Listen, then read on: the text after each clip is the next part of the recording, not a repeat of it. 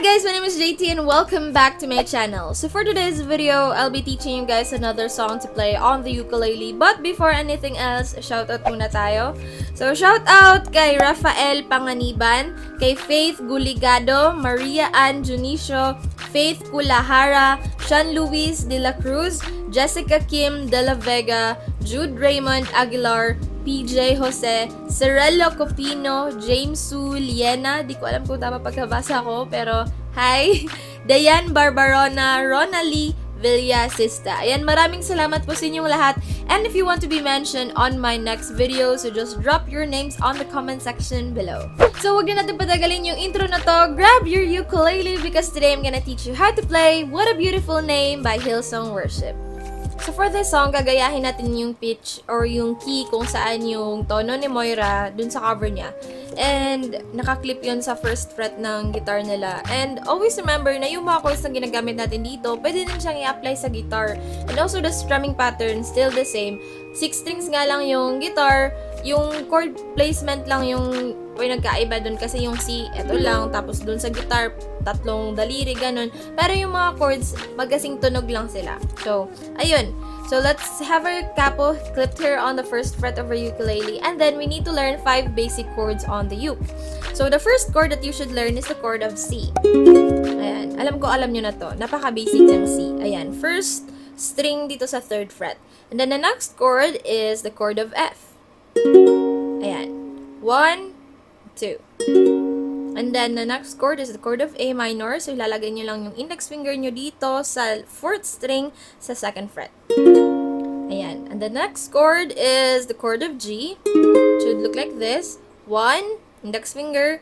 2, middle finger. 4th finger dito sa gitna ng dalawang to. Ayan.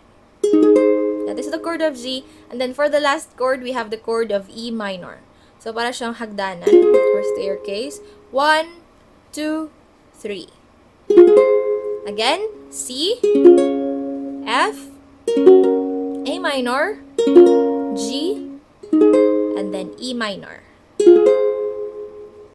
What a beautiful name it is. What a beautiful name it is. The name of Jesus Christ, my King. What a beautiful name it is. Nothing compares to this. What a beautiful name it is. The name of Jesus.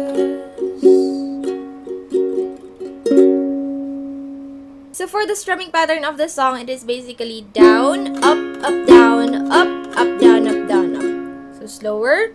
Down, up, down, up, down, down, up. Down, up, down, up, down, down, up. Okay? So, sa pagsa-strum ng ukulele nyo, parang eto lang yung ginagalaw nyo. And for the down strums, I'm just using the nail of my index finger. Just like that. Ayan. And then for the up strums, I'm using my thumbnail. Ayan. So, para siyang nakaporma na ganito. So, down, then up, down, and then up. Okay? So, again, down, up, down, up, down, down, up, down, up, down, up, down, down, up. So, let's start with the first verse of the song. So, dito sa verse 1, yung gagawin nating strumming ay slow and mini strums. So, since yung strumming pattern natin is down, up, down, up, down, down, up, so maging ganito siya. Down, up, down, up, down, down, up, down, up, down, up, down, down, up. Okay? So, kontrolin nyo lang yung kamay nyo na wag yung exage na pag-strum. Okay? Hindi yung ganito. So, sa intro na part, like, verse 1 and the chorus, slow and mini strums muna. Okay? So, let's do the verse 1. I-follow nyo lang din yung illustrations na nandito. So, same lang yung strumming pattern natin for the verse 1 and for the chorus. Okay? You are the word at the beginning, one with God, our Lord Most High. Slow and mini strums.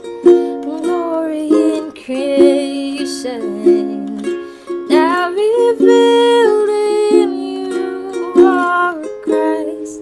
Ayan. So, So, slow, mini strums. 1, 2, 3, go.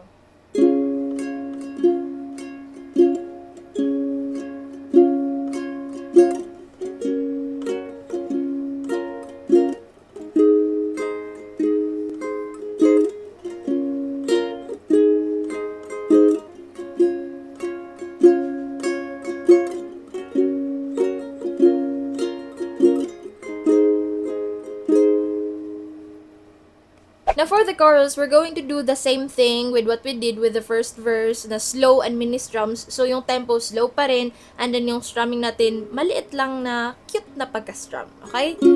What a beautiful name it is. What a beautiful name it is. The name of Jesus Christ, my King. What a beautiful name it is. Nothing compares to it. What a beautiful name it is. The name of Jesus. 2, 3, go. What a beautiful name it is.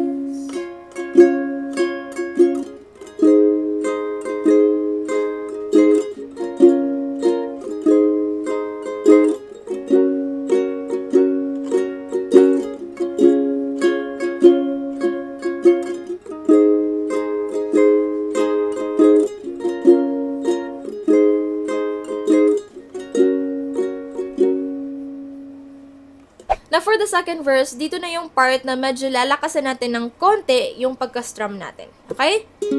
So, same strumming pattern. Down, up, down, up, down, up, down. Okay? So, let's do the verse 2. 1, 2, 3, go.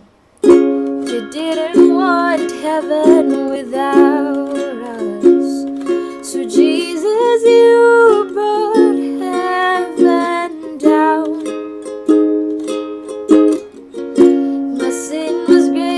Love is greater. What could separate us now? And then for the second chorus, after the verse 2, medyo malakas-lakas na din. What a beautiful name it is. What a beautiful name it is. The name of Jesus Christ, my King.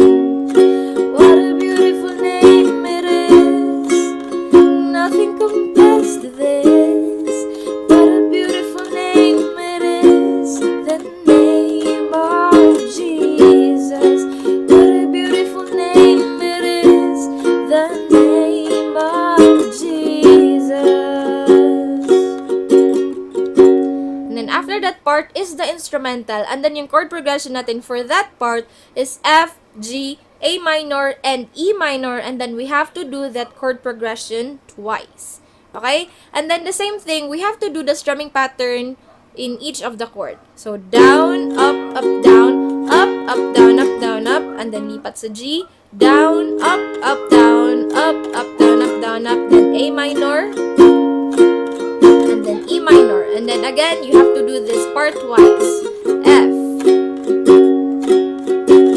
G,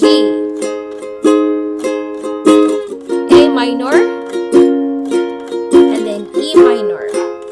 And then after that one, i-connect mo na siya sa bridge. Ang ingay ng aso namin. So after the instrumental is the bridge. So parang connected lang yung part ng instrumental and bridge. Kasi yung last chord natin dyan is E minor. Death could not hold you. So after the E minor, tugtog mo pa rin, death could not hold you. Tapos sa hold you ka na mag-next chord or transfer chord. So, from E minor to F. So, instrumental to bridge, connected siya. And then, dito sa bridge, yung tempo ng pagsastrum natin is medyo, anong tawag dun? Yung, mas mabilis, gano'n. Mas mabilis, tapos mas malakas. Kasi yung climax ng song, patas na siya ng pataas. So, ayun. So, dito ka na pwede mag-overwhelm na magsastrum as in, gano'n. Ayan. Pwede na siyang gawin dito. Pero dun sa verse 1 and then sa first chorus, slow and mini strums lang. Okay? So, ayun. Let's do the bridge. 1, 2, 3, go. Ay, wait. Same strumming pattern pa rin. Okay? Down, up, down, up, down, up. Pero, again, medyo malakas at mabilis na yung pagsa-strum natin dito. So, yun. Death could not hold you. The veil tore before you. You silenced the boast of sin and grave. The heavens are roaring the praise of your glory. For you were raised to life again. You have no rival. You have no equal. Now and forever, God, you reign. Yours is the kingdom. Yours is the glory. Yours is the name above all names. What a beautiful name it is. Ayan. So, sa last word ng bridge is all names, yung names. So, dyan, gagawin natin puro down strums lang hanggang sa what a beautiful name it is. Yours is the name above all names. What a beautiful name it is. What a beautiful name it is. Okay, so ganun. Death could not hold you.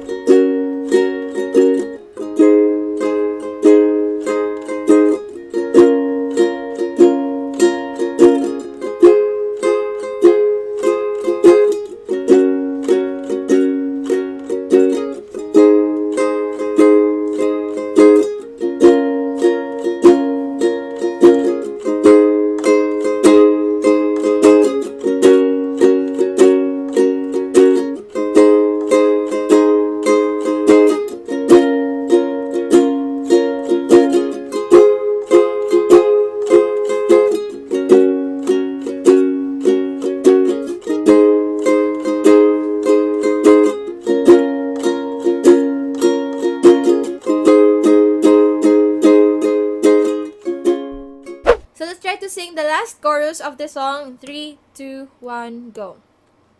What a powerful name it is. What a powerful name it is. The name of Jesus Christ, my King. What a powerful name it is. Nothing can stand against. What a powerful name it is. The name of Jesus. What a powerful name it is. The name of Jesus. What a powerful name it is. The name of Jesus.